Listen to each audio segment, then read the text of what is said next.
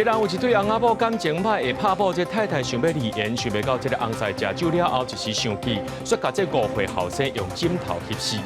行政院进前的发言人陈宗干奉逼讲，这酒店业者会拜托伊抄代志，佮再接受两届性交代，今下晡一审宣判陈宗干无罪。在南新营有民众在咧起透天厝乌地基的时阵，因为挡土的壁无老实做，害隔壁3层楼高的透天规个放落来。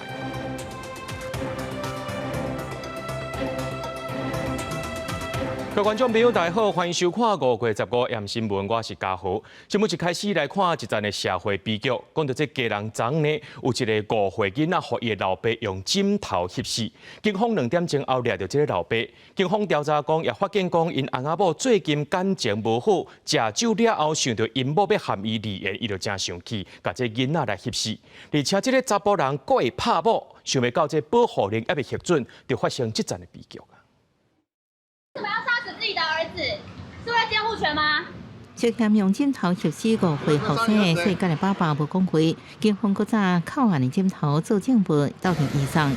警方调查嫌犯14带后生当于大所在啉酒了，想着太太要甲伊离婚，就真生气，竟然用枕头挟死后生。警方2点钟了后将伊抓到案。基隆市长陈国良特别举行记者会，说明警方社工系统处理的情形。跟母亲有一些肢体上的一些争执，那母亲因此有申请了保护令，但这个保护令呢，并非紧急保护令，所以到目前为止，法院仍没有核定下来。在整个离心之后，我们将依违反刑法的杀人罪来移送地检署来侦办。警方表示，翁某结婚2年，有一个5岁后生，因为生活观念落差大，一直冤家。不过分居了后，也是和爸爸因探视后生。第4月，因为嫌犯动手，太太第一摆通报家暴，申请保护令，却无出面做笔录，函送法院核定。5月初6，法院收受警方函送的案件，2日了后，法官定伫6月初6审理专案。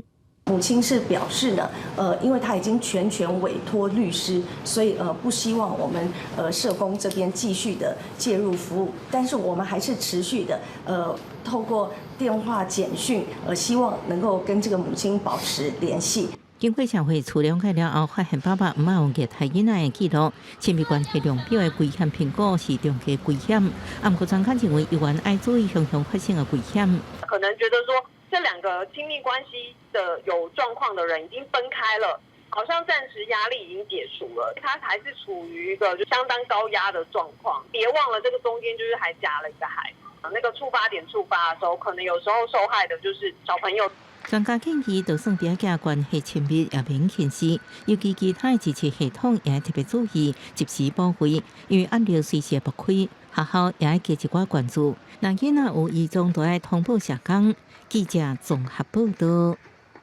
同款来关心囡仔，在台中丰原有一间私立的孤婴中心，去互家长指控讲，有这教保员会虐待囡仔，而且有愈来愈侪家长跳出来讲，这社会局是安怎唔互家长来看这监视器的画面呢？另外，伫咧西屯也有一间私立的幼稚园，讲这囡仔去互霸凌，这幼稚园是解释讲，因会配合社会局调查。教保员准备要甲囡仔换药珠啊，所直接甲囡仔的骹揪进前，造成囡仔徛袂在，倒向向后壳弄着涂骹。台中市丰原区一间私立托婴中心，细陈的教保员去互家长指控，哪像虐待囡仔。台中市社会局初步调查了后，目前知影有14个囡仔受害。不过有家长接到社会局的通知，想要看监视器的画面，所看袂到，无法度接受。我本来以为没有，是我昨天才收到电话，对，拖很久。卢市长，你是真的要正视这个问题，而不是把这些事情一而三再而三的掩盖下来。一寡家长认为讲，若是个别教保员的行为无妥当，嘛干涉主管机关制度失灵，和后续处理的态度消极，严重损害囡仔甲家长的基本权益。画面的部分，可能还要从后续这个调查完整之后，再来依程序来给家长这样子。台中市社会局表示，相关受害囡仔的家长已经主动约访了解情形，嘛持续提供协助。也若台中西屯一间私立幼儿园，嘛传出囡仔哪像霸凌的事件。不过家长认为园方后续处理消极，毕竟小孩在学校出事情，学校应该通知家长，但是他们都没有做到通知的这个动作，反而还质疑是不是原本小朋友就有问题。园方出面发冤枉，代志发生伫咧3月初3，隔顿天就随联络双方的家长。迄当阵嘛，互家长看相关监视器的画面，当时有得到家长的谅解，无法度理解家长即阵佫出来指控。速度与家长进行沟通，并针对家长关切的事项安排面谈，说明行政协助跟提供建议的方案。园方表示，迄当阵监视器的画面无留落来，已经去互新的画面勘过，无法度提供予教育局。目前台中市教育局已经把案件依照规定送去审查小组审议。公司新闻综合报道。讲到5月10日，也就是今仔日是台湾的全国儿童安全日。根据这国教署的统计，幼稚园不当对待裁罚案件112年有49件，也来到113年的时阵是增加到135件，是前一年的2倍7。有民间团体呼吁讲，这政府就要监督，也要聘用有幼教专业的老师，定好来降低不当对待风险。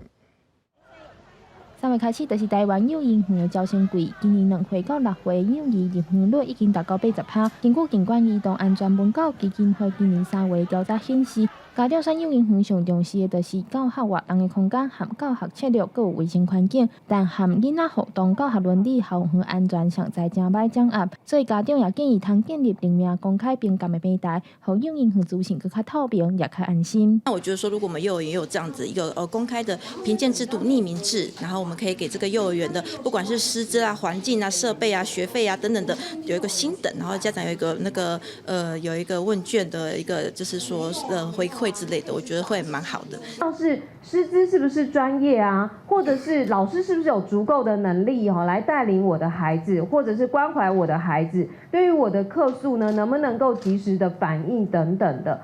这些面向呢，其实是家长看不到的。所以我们认为呢，政府就是应该要帮助家长来进行幼儿园的一个把关工作。警管基金会也指出，根据国教署的统计，幼儿园不当对待裁罚案112年有49件，113年向增加到135件，是前一年的2.7倍。其中包括不当对待、教学环境、师资等问题。全国幼教产业工会认为，这和聘用无教师证、不是幼教背景的大学生有关系，因为因欠缺专业的幼儿发展知识。不具有专业背景的大学生普遍缺乏幼儿发展的知识、教学策略以及班级经营的能力，难以应对幼儿常见的突发行为。工会呼吁国教署通重视伫告保现场专业司机评鉴的问题，希望先提悬合格告保人员的待遇，并且做好客查评鉴，也要聘用真正有专业幼教背景的师资，安尼才通确保幼儿是伫相对安全的环境中大汉。记者梁家嘅曾俊佑台北报道。行政院进前的发言人陈宗干10多年前伫咧台南市政府的时阵，有人逼讲呢，这酒店业者会拜托伊抄代志，而且又接受2届性交代。台南地检署重新启动侦查了后，去年8月依照涉嫌犯贪污治罪条例改起诉。在今下晡，台南地方法院一审开庭宣判陈宗干无罪，专案还可以当上诉。前行政院发言人陈宗干伫2023年1月底多接这个职务无偌久，就压出要接受性交代。迄时阵，伊亲身出面澄清。从我担任这个市议员到市政府的服务，从未被这个检调约谈侦办调查。2011年，台南地检署侦办违戒性交易，涉嫌妨害风化案，发现陈宗干已接受2个酒店业者关税，佮接受2摆性交代。迄时阵，伊前后做台南市府新闻处长甲民政局长。啊，毋过警方伫2015年用查无不法结案。2023年时阵，同一案件佮被逼航，但检重启庭查，佮伫2024年8月，依照涉犯贪污治罪条例起诉陈宗干，15下晡一审宣判无罪。译文中所提及之陈董为一般竞称的性质，并无证据证明即为本案陈姓被告，其余卷内相关事证亦无法认定陈姓被告曾2次接受性服务的事实，举证不足。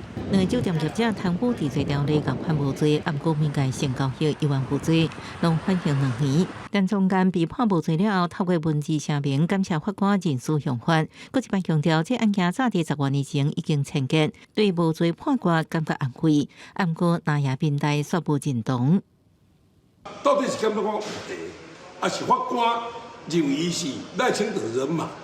甚至这个起诉了，咱陈忠燕会当去民营企业做当事。司法的清白还给了陈忠燕之后，所有对他的污蔑应该要到此为止，甚至应该要出来道歉。代志验出了后，陈宗安失去接任18级的职务，了后就真少出来。不过，伊担任台南市体育总会体操委员会主委真侪年，目前依然继续推动体操。对陈宗安一审无罪，台南地检署表示，等收到判决书了后，延期提起上诉。记者综合报道。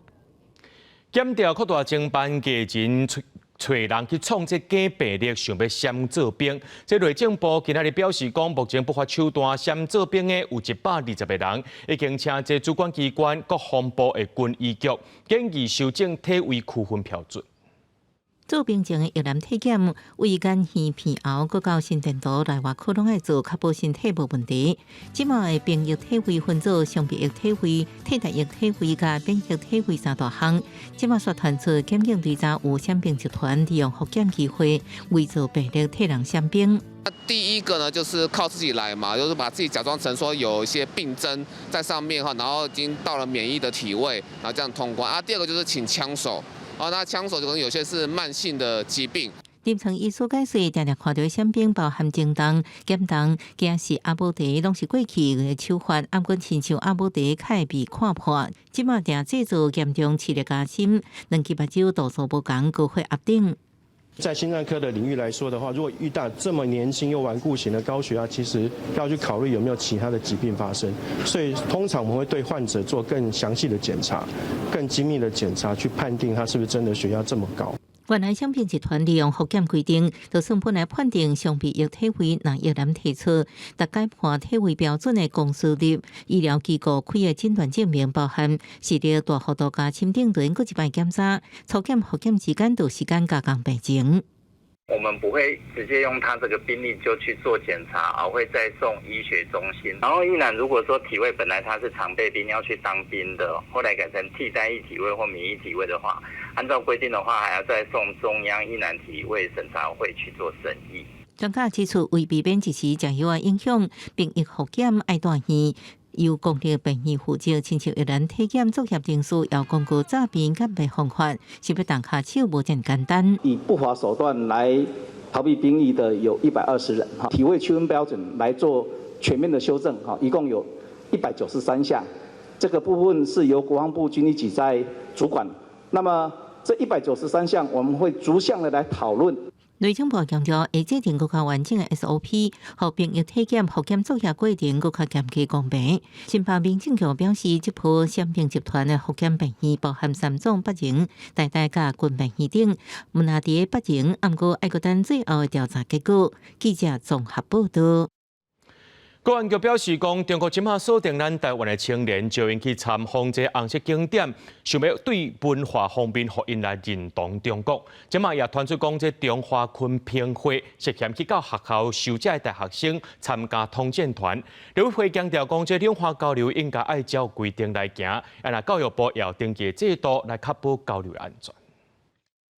中国对台侵扰脅迫的模式一直變化，甚至對台灣社會經濟進行統戰甲滲透。公安局15到立法院報告特別指出，中國鎖定台灣青年，邀請參訪各種紅色文化活動，超出認可文化一中，抑閣透過宗教節慶這個活動，想要塑造民族共同體。加大對我青年基層統戰，鎖定邀我青年參訪紅色景點，透過各類文化參訪。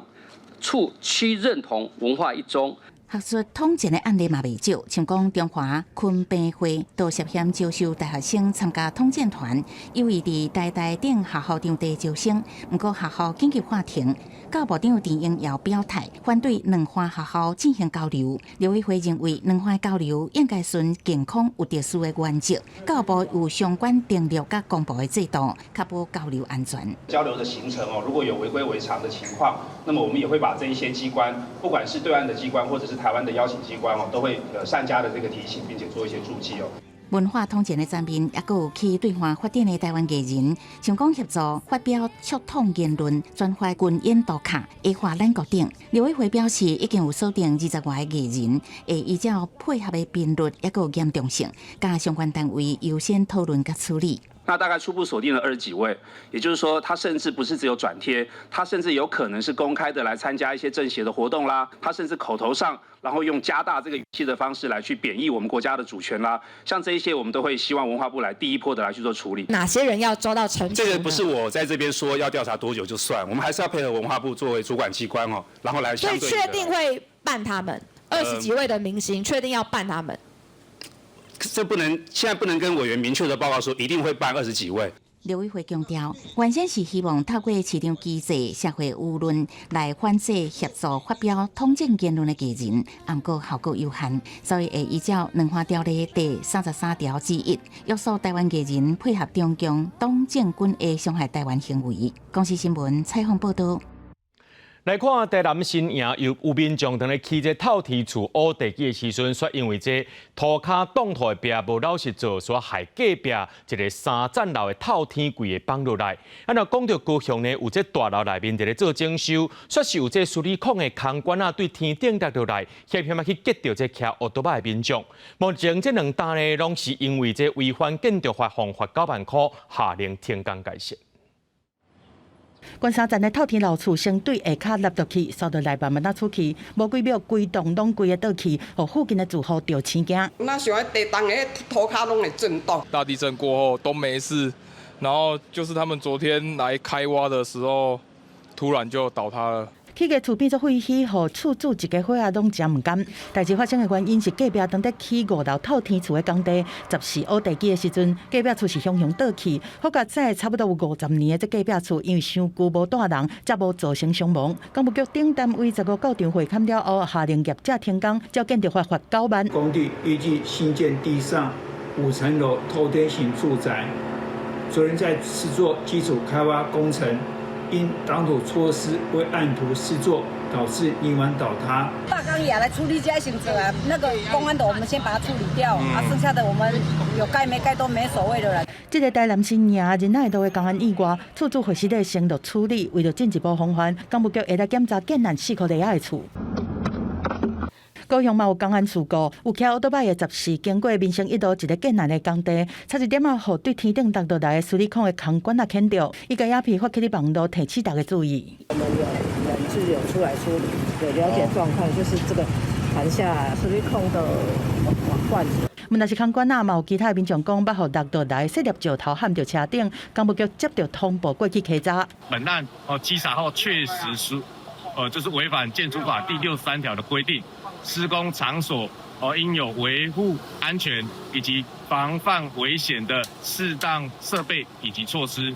工务局表示讲，建难工地是当在做装修工程，才有一寡物件落落来，会照建筑法罚成造人9万，而且下令停工改善，做全面安全检视，确保工地的安全。根据了解，这个大楼的建案，2023年做污水接管的工程的时阵，嘛捌发生土石落落来，结果造成工人一死一伤的意外。记者综合报道。来看台九线这台东市绿色磅空早起10点，有一台轿车3正向去撞到一台客运，造成70岁轿车驾驶无喘气心跳，送病院了后有恢复意识。那客运的驾驶含查甫乘客是轻伤，事故原因佫需要调查。19早起，台九线台东市绿色隧道附近的监视器录到这台路南的轿车，向偏去对向的车道，冲撞上北的这台白色客运车，客运箱未赴，弄到安全岛一栋树仔才停落来。因为弄甲真大力，轿车车头全毁，驾驶捌当场无喘气、心跳。客运车的头前挡风玻璃全部碎去，客运车顶当时敢若3个乘客甲驾驶拢总4个人，其中一个女乘客去弄到头甲手拢受伤，客运车的驾驶原来受伤。擦撞到边边，然后就逆向过来跟我对撞。这个大声碰出来就安尼啊！这件车祸拢总3个人送医，重伤70岁轿车驾驶抢救了后，又有喘气、心跳，转送到病房。客运业者表示，目前这条路线的营运调度未受影响，若是理赔甲车祸责任，会依照警方调查结果再来做后续的处理。自小客车沿槟榔路绿色隧道路段快车道北向南行驶，与对向高南驾驶营业大客车发生碰撞。初判表出来之后，我们比较确定之后再来谈后续的赔偿问题。但我们现在会先针对这个伤者跟驾驶的部分，我们会先安抚跟处理。事故现场的绿色隧道是2线道，双方的肇事责任爱搁调查。警方呼吁驾驶人开车上路一定要随时注意路况，避免发生交通意外。记者综合报道。来看这条无得空哦，这关是关袂起来，甚至干规案拢关袂起来哦。讲到这台南府城的关大甲文化流传到今有上100年啊。这府城关大甲起源呢，就是对这西路店开始的。有文书工作者是建议市政府爱甲这项有在地文化特色的物件，列作是文化资产保存。真好些查甫扛这顶桥，这是台南西路店的大脸用钉落去做，为了轻便，所以无加桥挂，甲用红布来压风查好，有人搁较号做新壁桥。这款关大架是民间信仰中通灵的仪式之一，向定神明降价，因为是府城重要的民俗活动。不过随着时代变迁，人手减少，有的宫庙甚至停关，加在这阵西路店甲新不断开始培训少年仔。规定虽然严格，不过嘛有真侪人愿意为文化传承出力。一开始无接受过嘛。你会感觉你行到头就重，啊了慢慢啊久，你就袂感觉讲，应该是讲的惯势啊。那冇讲，唔是讲惊啊人。没有讲哦，是安怎？是较严格啊？是你当。唔是伊规则袂样，啊个行袂就听遐老辈话。就开始咧做传承就对了，要甲这个文化要甲做传承安尼啊。以西路店来讲，一礼拜训练3天，起头先训练脚力，时大清醒落去指导，到时才搁公开点签。那大咧唔单单是神明出巡，其实嘛有行医救世意涵。民间信仰认为，若人犯着未顺，就会来求神明转运。加上大咧的路线无固定，无人知影逐摆会往倒位去。有文书工作者建议，参加这款文化来做文化资产，才袂互人误解，甚至污名化。啊，西一人为啊西一人，就当做伊大家起价。毋过阮咧训练新生，阮袂当安尼啦。阮的大家准讲，互西一人了，价无够采，佮拖去原有的所在，佮重新佮倒来。希望啊，阮有大家的人，然后伊个历史的庙，咱拢是保存者。如果伊有一个身份的话，是毋是个合法？做侪人毋知个污名化。其实伊是咧替咱地方的人吼，要有安宁。关大家通常伫咧暗时进行。文书工作者讲，即阵伫旧城区内，逐礼拜六加减会看到大家伫大街小巷转来转去，顺时钟头，这嘛豆豆啊，正做府城日常文化一部分。记者出台南采访报道。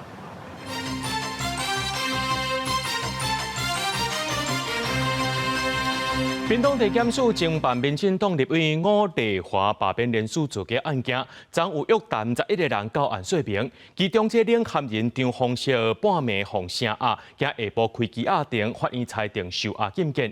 那民进党立委林俊宪甲王定宇的罢免连署造假案件，台南地检署是终结起诉。王定宇也召开记者会，讲要替这寡防侵犯雇主的台南市民讨赔偿。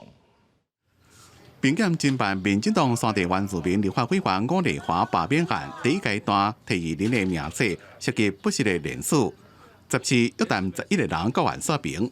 罢免案的带头人张丰硕伫暗时声下，被告将自身担任领衔人应负的责任推诿给他人，跟共犯间的陈述又不一致，有可能为推诿卸责而影响或配合共犯的证述，有勾串共犯之余，故有羁押的必要，应予羁押。并禁止接见通信。台湾只要罢律就要办到底，所以在这种情况之下，我真的觉得它不是寒蝉效应啊，它根本是绿色恐怖。这个绿色恐怖已经弥漫在全台湾各地。台北市双五罢免团体目前继续第2阶段的收件，验过罢免500支联署数，只敢若6000多份，离24000份的进度还阁差真多。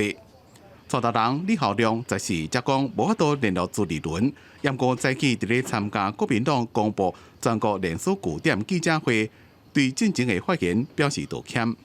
我这边先跟大家道个歉，就是我昨天因为本人不当的发言，非常的抱歉。然后我之后也会谨言慎行。我觉得如果有这样的联署站的联署点，大家会更愿意出来签，而且这个是全台湾的联署大串联。人检伫最近检察长给起诉另一立委林俊宪、王定宇不是罢免联署案。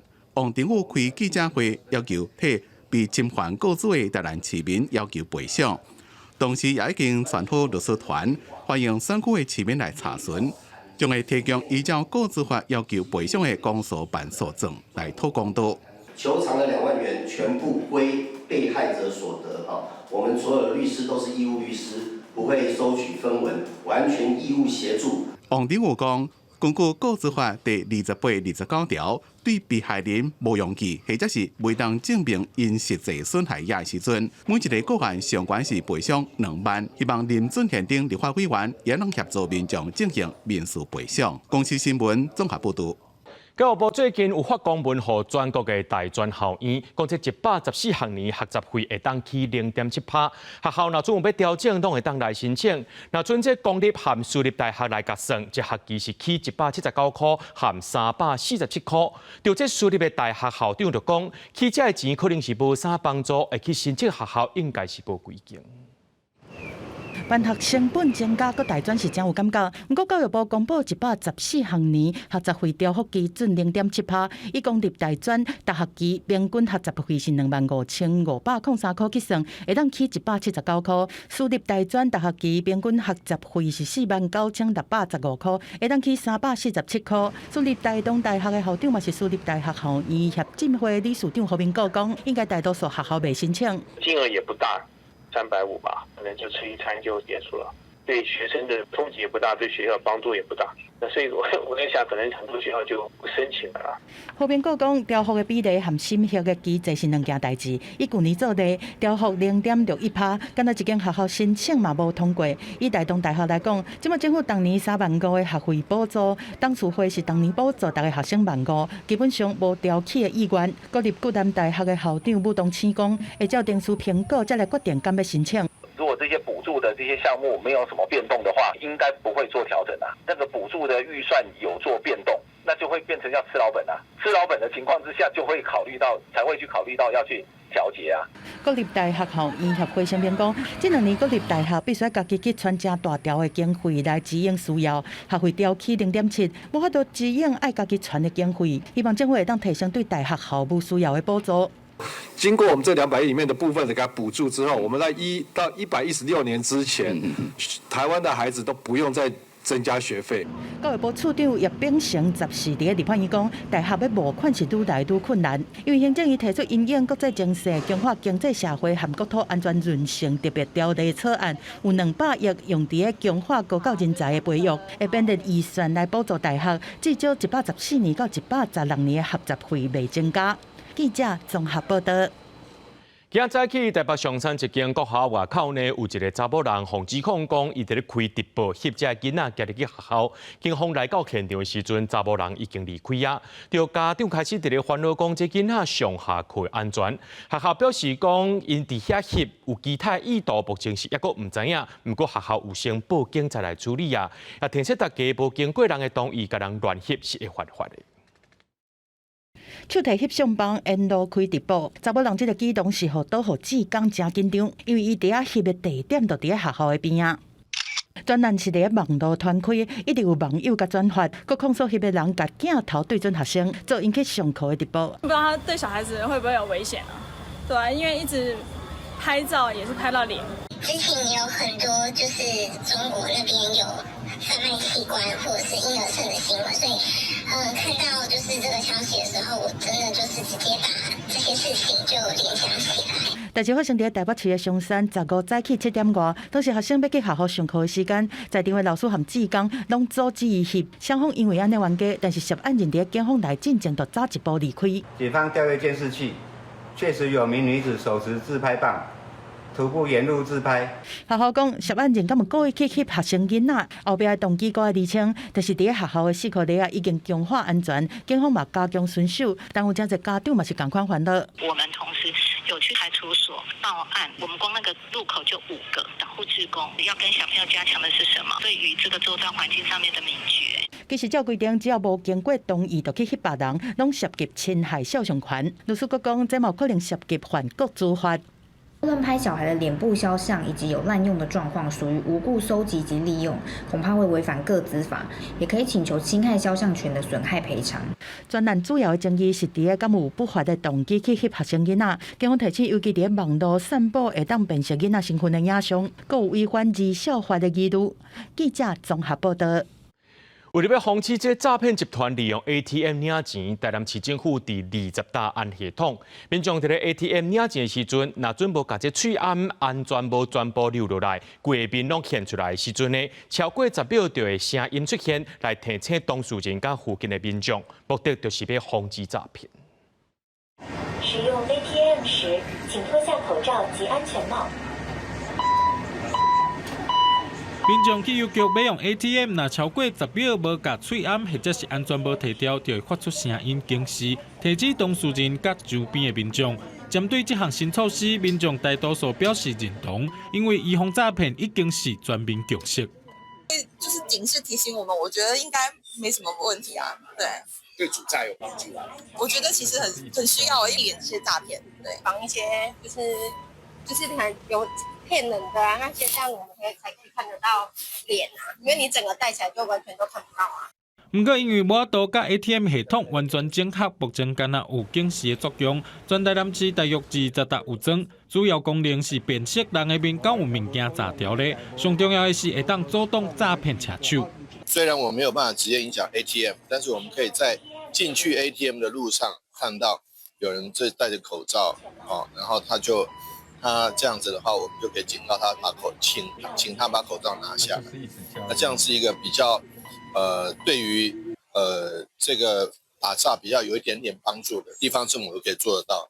台南市府讲，系统未收集个人的资料，也未影响领钱，希望会当预防诈骗，也希望未来会当整合更较侪系统，加强打击诈骗的成效。公司新闻综合报道。来看高雄林园有一座蒋介石的铜像，最近这国有财产署按照着促进转型正义条例，发公文给公所，讲准备要把这铜像拆掉。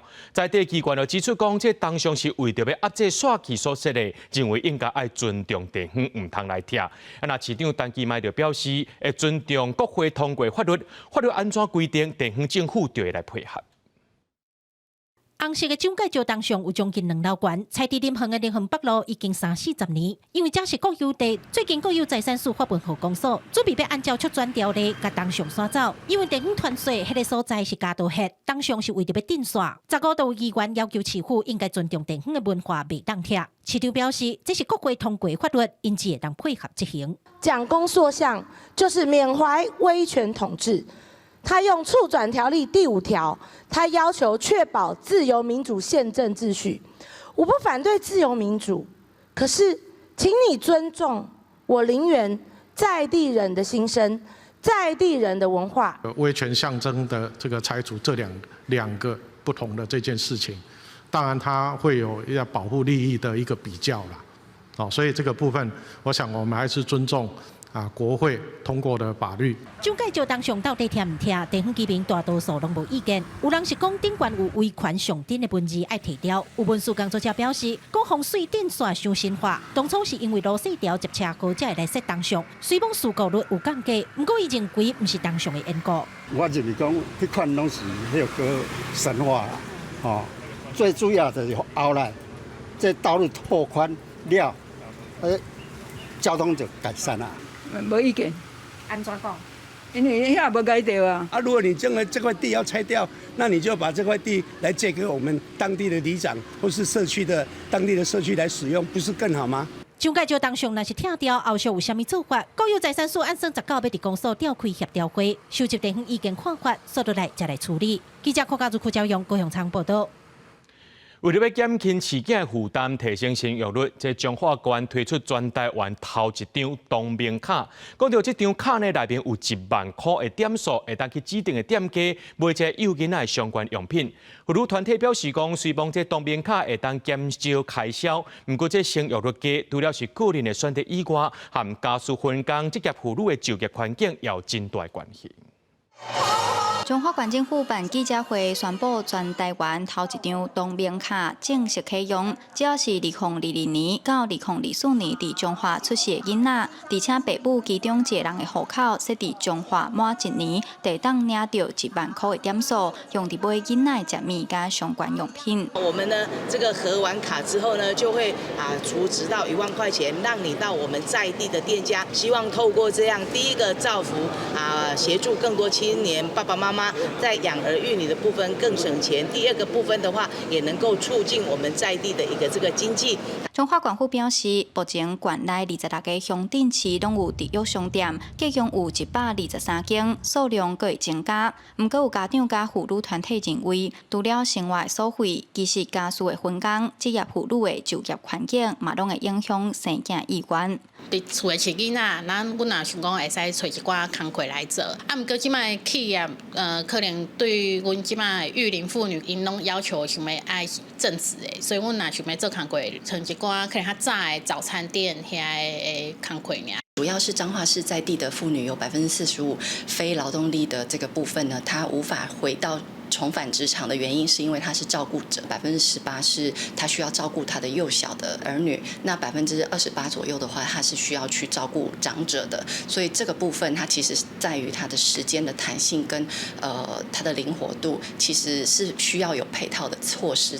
妇女团体表示，冬眠卡对饲囝开销有一定的帮助，但是嘛要关心妇女伫找工课这块会拄到困难。若是妇女二度就业的配套措施有健全，相信对生育率也有帮助。记者杨淑晴彰化报道。为了要互还未读书的囡仔呢，自细汉就入班故乡，家己溪口的文化生活馆，用在地食物也个节日文化配合社区设计体验活动，希望互这幼稚园的囡仔呢来到社区感受在地文化，也会当学到实用教育。导览老师甲幼儿园的囡仔来认捌各种食物，阮也教因用手甲边仔来感受，阁小家用这些食物做出来的料理。要用实用教育的课程，教囡仔认捌在地文化。我哋就在草地把个草啊过。台湾是结合着这里实农教育然后还有在地的文化，还有这个节庆活动3大主轴下去做这个规划，用五感体验，让囡仔对这个植物在我溪口乡的植物更加深的这个体验。除了室内的课程，导览老师嘛带囡仔家己去社区内底，亲身来看社区民众种的仙草、杏草甲一寡芳草，希望透过这款方式，加深囡仔学习的印象。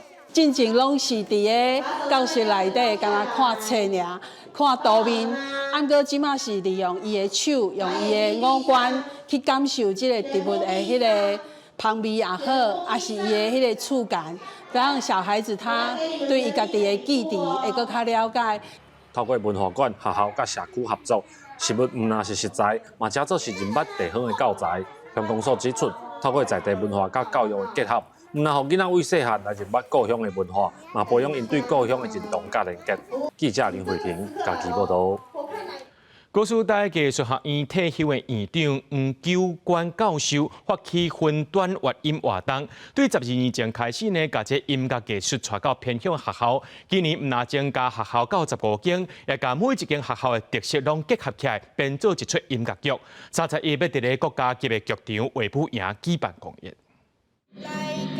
大家好，我就是顶港有名声下港上出名马祖出巡成功的时代传统好消息嘅宝贝呀宝。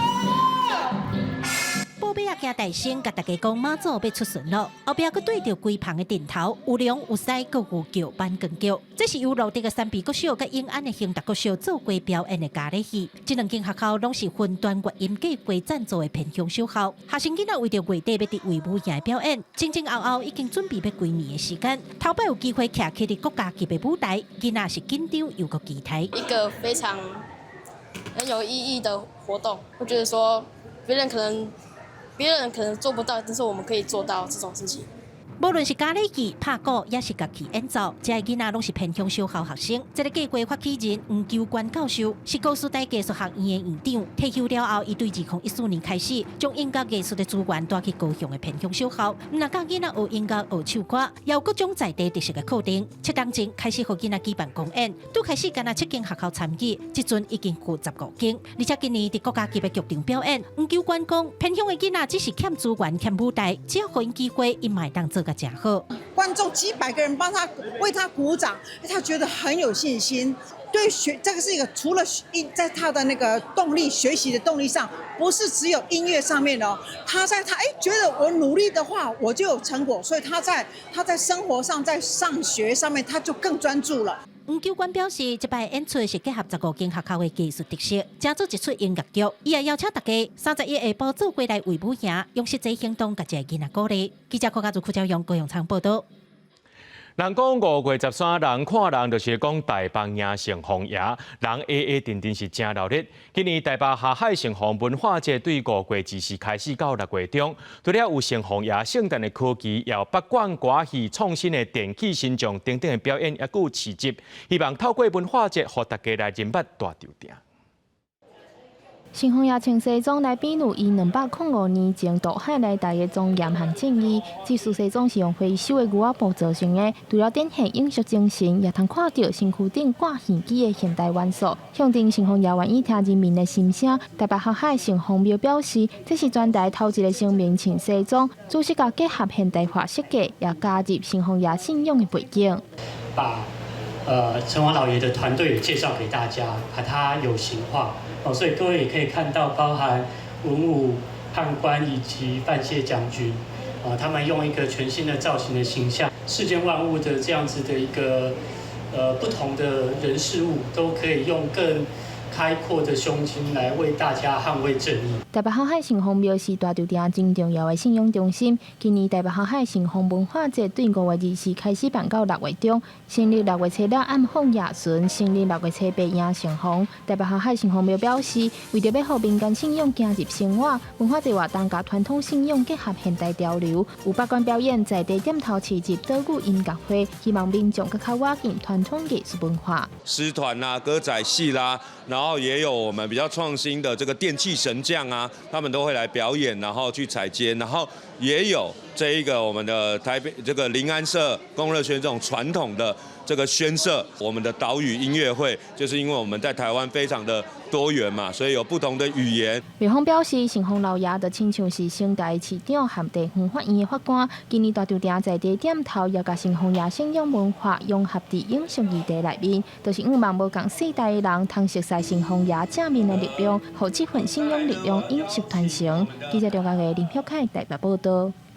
可能即马现代人上界头听就是诈骗。这边花园戏剧总团2005年上界新的戏出，转型到异世界，正做加建军，发现我的祖先是诈骗集团。这就是在讲穿越时空加诈骗的故事。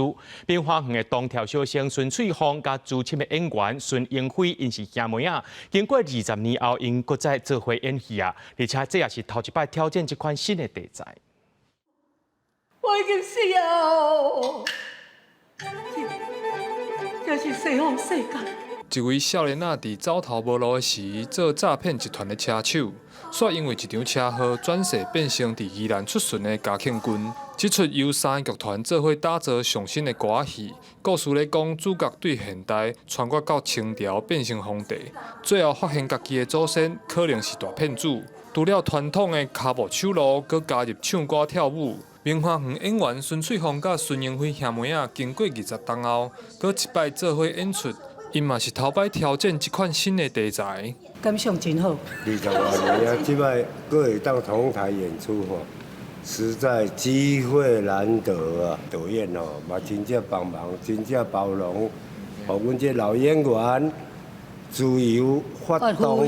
这出戏合作转身到异世界，成为嘉庆君，发现我的祖先是诈骗集团，嘛是这届台湾戏剧艺术节的大出戏。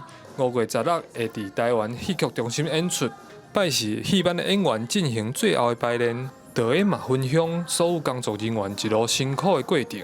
小凤老师就弯腰了，就腰好痛，膝盖痛了。然后各位孙老师呢也都好辛苦，好辛苦，身体都开始导演。这出融合嘉庆君游台湾的戏剧，结合现代上头疼的诈骗议题，透过骗术的剧情，让民众注意现代诈骗的情况。主办单位嘛表示，希望透过结合传统与创新题材的歌戏，会使加入民众的生活。记者柯明哲台北报道。美国总统 Trump 伫咧中东的访问行程，伫咧当地时间14日来到第2站卡达。这卡达国王塔米姆亲身去接机，而且佫有规定的陆道骑士来迎接。而且这卡达国营航空公司也同意甲美国的波音公司落订单，买200多只飞行机，就要开美金960亿。美国总统川普行出专机空军1号向接机人员拍招呼，就行落飞行机，看到卡达国王塔米姆就徛伫下面亲身迎接川普。美国总统川普的中东访问行程，伫当地14来到第2站卡达，伫去卡达王宫的一路，各大批陆道骑士摆做一排来对调的。伫卡达军官演奏美国国歌了后，川普甲塔米姆进入王宫的接待大厅，双方开始会谈投资甲合作议题。伫会谈的时，川普先欧陆王宫的比景，了嘛感谢卡达协助美国甲伊朗进行合作协议。You're also working with us very closely with respect to negotiating a deal with Iran, which is the far friendlier course that you would see. I hope the Iranian leaders understand that what you're doing and really what you're doing for them is a big favor. Your prime minister and your great leader.Right here on my left has been helping so much. 伫会谈内底，双方强调贸易合作。卡达的国营航空公司当期向美国波音公司采买包括130只787免换客机、30只777X 飞行机，还有另外50只跨体飞行机，拢总210只飞行机。订单的总额是达到960亿的美金，等于是台票2条9000亿。和川普欧这是波音历史上上大的飞行机订单。这是川普进前要收卡达送的价值4亿美金的喷射客机，嘛引起争议。卡达总理前外交部长的穆罕默德是澄清，这是政府国防部之间的交易，甲个人无关系，那是违法，当然会撤回。另外，伫川普出席晚宴的时阵，塔米姆是提出要求，毋望美国CR停止以加冲突。Qatar brings the channels, the access, and the credibility. The United States brings power, leverage, and global weight. If we act together, we have a real shot at ending the bloodshed and restoring regional confidence.双方嘛伫国防、能源甲科技领域确定讲好数十亿美金的协议。美国白宫表示，川普访问卡达期间讲好超过2430亿美金的经济协议。我是新闻台同朋友。墨西哥5月14有美勇士伫咧直播时阵，互枪杀，规个过程拢互放送出去啊！当地政府是认为讲，这个案件是针对女性的受婚犯罪。查某网称，瓦雷利亚马奎兹的美容沙龙已经有封锁线，顶管写这个犯罪现场针对女性的受婚犯罪的调查。案发的时阵，23岁的马奎兹透过 TikTok 伫开直播，有人送礼物阿爸到伊店内，马奎兹当场开箱，宣布收到一只迪亚布红啊，不过几分钟后煞死亡。Fiscalía se encuentra en las acciones de investigación. No nada más las cámaras que pudiera haber de públicas o de gobierno, sino también las cámaras que de particulares pudieran encontrarse. 美国有线电视新闻网 CNN 报道，当时有一个新婚的查甫人走入马奎兹的美容沙龙，甲伊射杀，搁即时曝放出去。马奎兹倒伫椅仔顶，头前的桌仔拢焦毁，一直到有人甲伊的手机摕起来，直播还搁咧进行。伊的面阁向有上镜头，才结束画面。马奎兹伊的 IG 有超过10万个追随者，伊的死亡望伫墨西哥这个长期凶杀案甲暴力侵害妇女案件真悬的国家造成真大的新闻。就伫前几天，东部维拉克鲁斯州一个女性市长候选人嘛伫直播的时阵，互人枪杀，这个案拢总4个人死亡。根据国际调查组织，2020年墨西哥有4/7的女性谋杀案，拢是针对女性的受婚犯罪伫进行调查。墨西哥32个州拢有这种的案件发生。根据墨西哥政府数据，2024年全国拢总847件谋杀女性的案件，今年前3个月有162件。墨西哥对凶杀案的因应严重不足，抓袂到人，也是证据不足，真侪因素，真罕的有人互人起诉。2022年，墨西哥差不多有4000个妇女互人杀害，占年度凶杀案总案件数12%。人权观察表示，到尾也有判决的比例差不多67%。对当局来讲，提高调查能力、保护证人也加受害者的能力，拢必须加强。公视新闻吴文玲编译。带观众朋友做伙来看明仔载天气。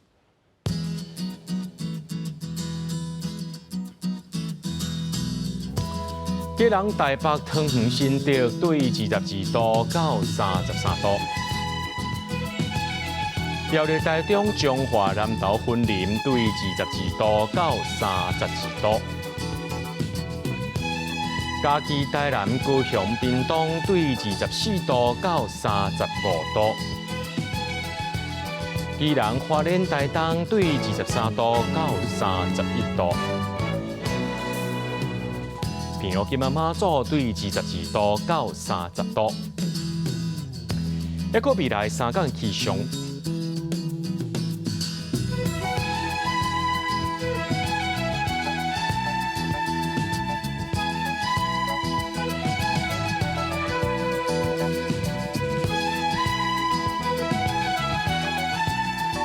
新闻最后，感谢各位观众朋友收看今日新闻，我是嘉豪，明仔暗时7点咱再相会。